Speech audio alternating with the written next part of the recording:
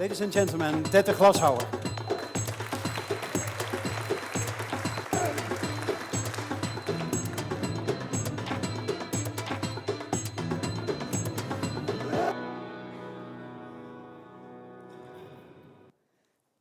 March 12, 2002, I get very grumpy.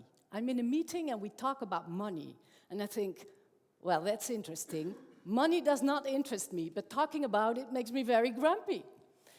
That same night, I call my advisor and she tells me, if you really want to know what money does to you, keep a diary and write down everything you feel with every euro you spend. So I do what she tells me, but every time I write down, I do not want to feel this. I do not want to feel this. So I think, let's forget about it.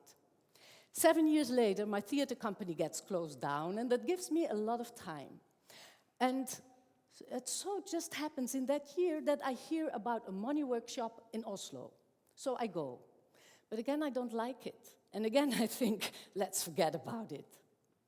The year passes by, and without my theater company, I really don't know what to do in my life. So on New Year's Eve, I say to the cosmos, you tell me.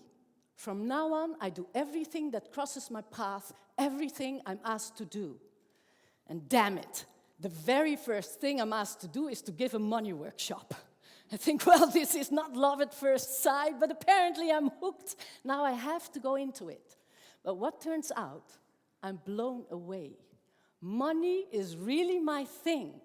So I start to work with my students, and at the end of the workshop, 2 restore their relationship with their fathers, 1 with agents after her gets her finances done, and another one gets one present after the other thrown into her lap. Is there anyone who ever pays with time banks or barter or lets? I guess there must be some people here.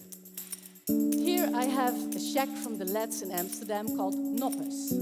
Now, if I want to pay my cleaning lady, I write down 50 Noppes. And you might ask yourself, what actually is the difference between 50 Noppes and 50 euro?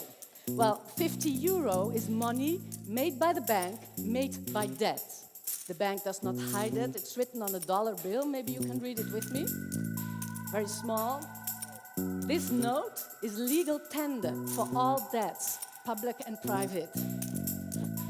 Without debt, there is no money. You know, if you go to the bank to borrow money to buy a house, let's say 200,000 euro, the bank expects you to work for double the amount the next 30 years. You sign for that. And maybe you think that the money you borrow is something real, but only 5% of all financial transactions is about something real, about buying a bread or having your car fixed or go and see a psychiatrist. The other 95% is speculation, making money on the money system, some kind of air.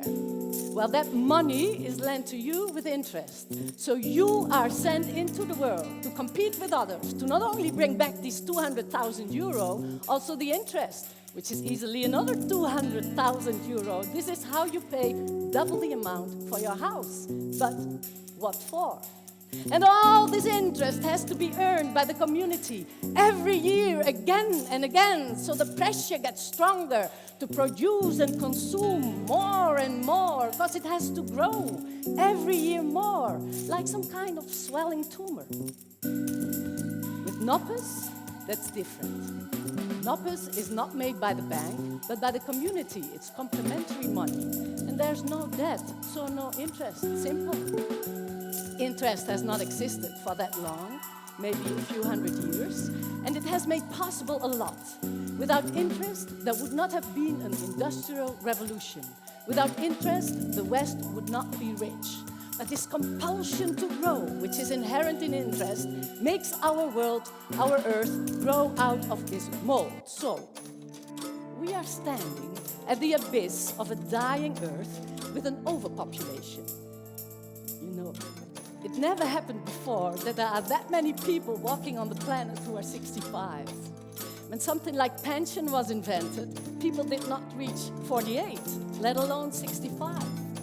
2/3 of all people who ever made it to 65 are living now, all together, at the same time. So, we have a dying Earth and overpopulation, And a money system that really does not solve our problems, but instead needs to produce more and more with preferably less and less people. In the past, when horses were not needed anymore for the agriculture, we could let them die. But what are we going to do with the surplus of non-productive people? With complementary money, that works differently. No one is redundant. It is 1929. The crisis breaks out. We are in Austria, in a place called Würgel. Unemployment is big, the economic misery terrible, but they have a mayor. Mayor Unterguggenberger, Michael Unterguggenberger. And he has heard about complementary money, money on which no bank needs to earn. They circulate it amongst themselves and spend it within a month, and this way they keep each other employed. It works great. Within a year, no one is unemployed anymore. And with this local money, even swimming pools are built, ski slopes made, new roads paved. The wonder of Würgel, they call it. Great economists come to visit this wonder. Politicians from everywhere want to imitate it. But then the banks are afraid to lose their power. The government intervenes. Counterfeit, they call it.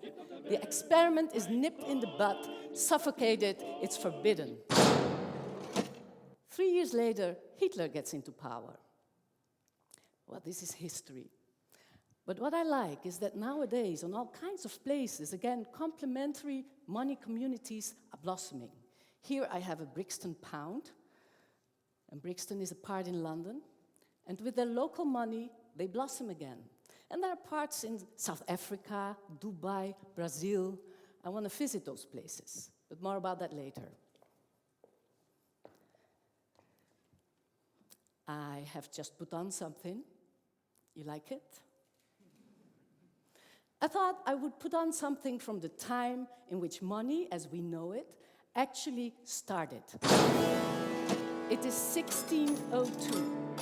The Dutch develop a revolutionary way of money creation. And it happens in the time that they're all desperate.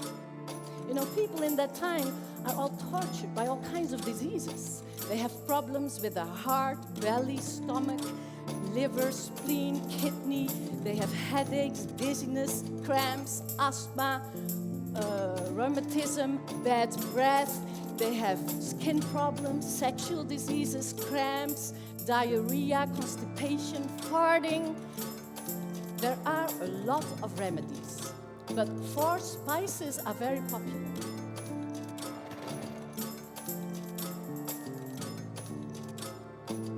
I made a little installation for you with pepper, nutmeg, mace, and cloves. In the middle hangs white pepper, because that's the most expensive one. Now, if you have a stomach ache, you do the pepper cure. The first day you eat 1 pepper, the second 2 peppers, the third 3. Well, it goes on till the 7th day, 7 peppers on your empty stomach.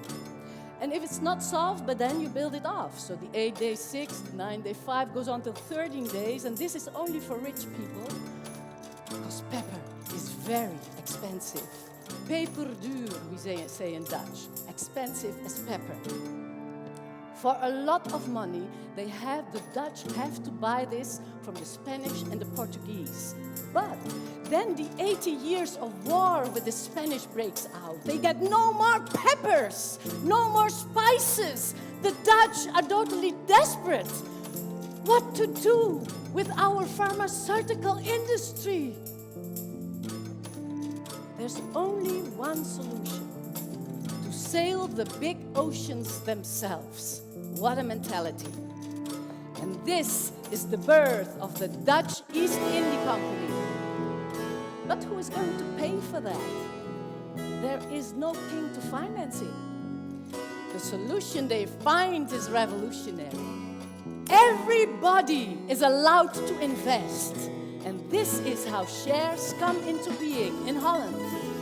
Men, women, widows, maids, farmers, carpenters, bakers, everyone puts in money and hopes to get it back with profit. But at the agreed time, they do not get it back. What now? Time for another invention, selling stocks to each other. And this is the birth of the stock market. Maybe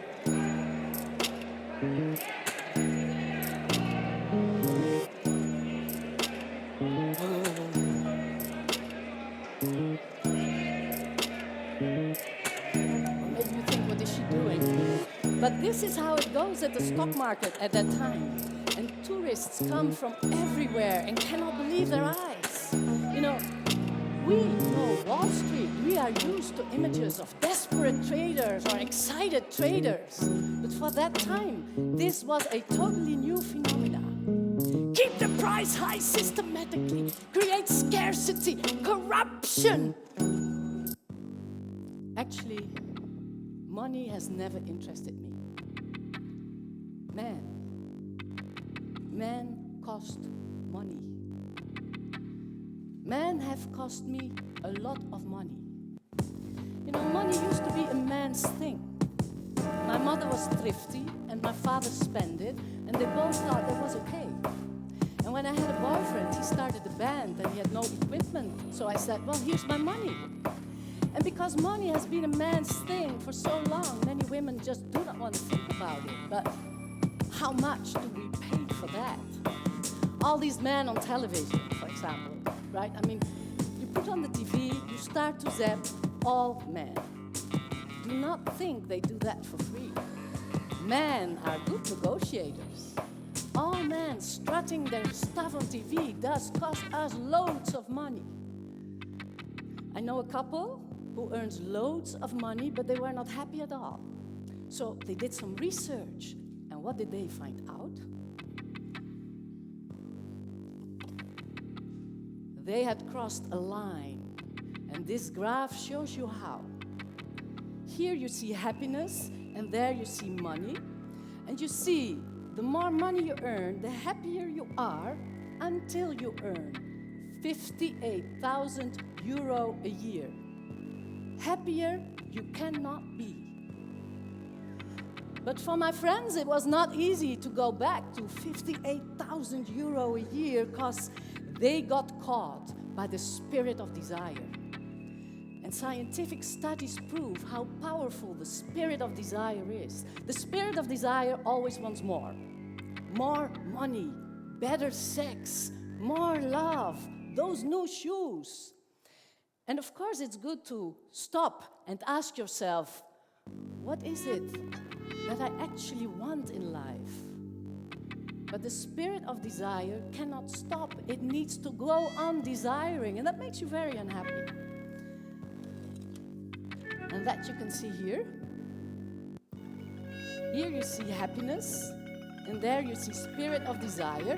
And you see you just only need this little bit of spirit of desire, and you are at point zero, and a little bit more, and you're very unhappy.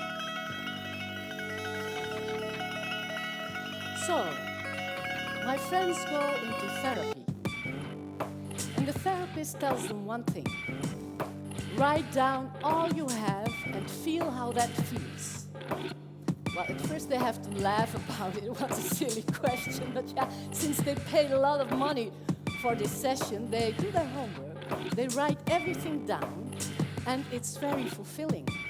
They never felt so rich. And the therapist also tells them that you can compare money to food. A good diet works best if you taste your food, if you enjoy what you eat. Then somewhere in your stomach a sense arises, now it's enough. It's the same with money. Enjoy your purchase, feel your richness, and understand there is enough. And know that the spirit of desire will always be there. Yes, sometimes it will short-circuit with a primitive, instinctual stuff in your brain. It will short-circuit with your reptile brain. You think you really need those shoes. You cannot put things in perspective. Even if you have $4 million on your account, your primitive instinct tells you you need 8 million, otherwise you will not survive. What do I say? You need 16 million, 32 million, 64 million, 128 million, 256 million, 512 million, on to 1,024 million, on to 2,084 million, on to 4,096 million. Actually, money has never interested me. But what do you feel when you think about money? Someone asked me. Fear, I said. Fear that there's not enough. Fear I'm not worth it. Fear I am a loser. You know, I prefer to not think about it. I do not need that much. I am above it all. Well, she said, if that is your relationship with money, nothing will ever come of it. And then I thought, relationship? Relationship? That's interesting. I never thought about money that way. Suddenly, the penny dropped.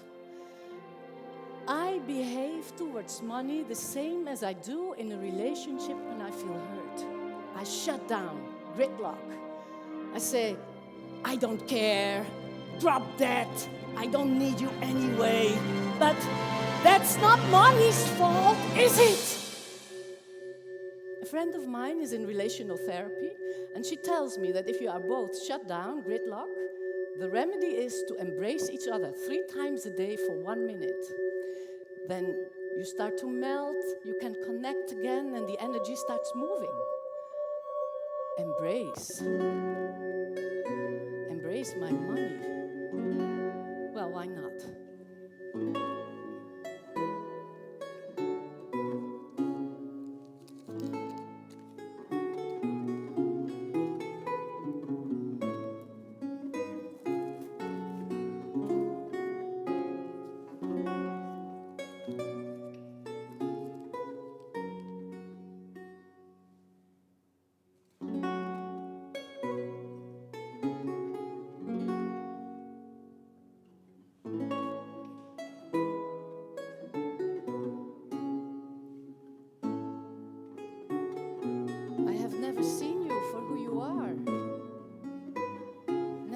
Any respect for you.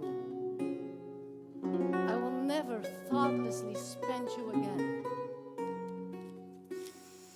They say you stink, but who ever smelled you?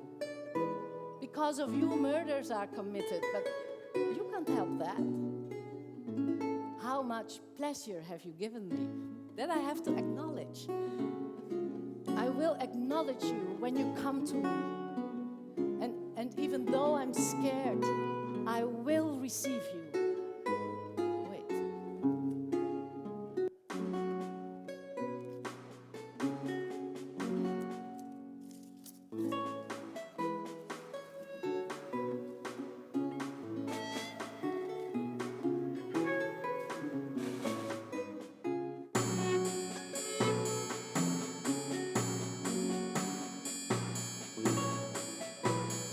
Yes.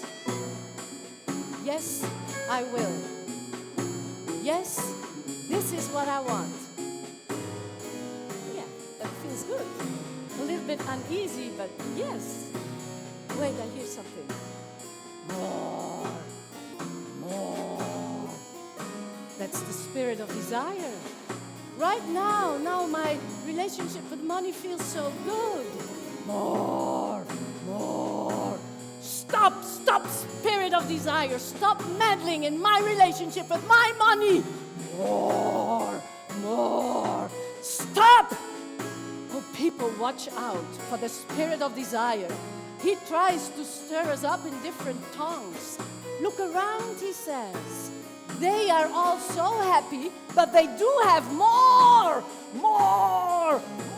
And then I get so confused. He says, now that your relationship with money is so good, you have to increase. More, enough!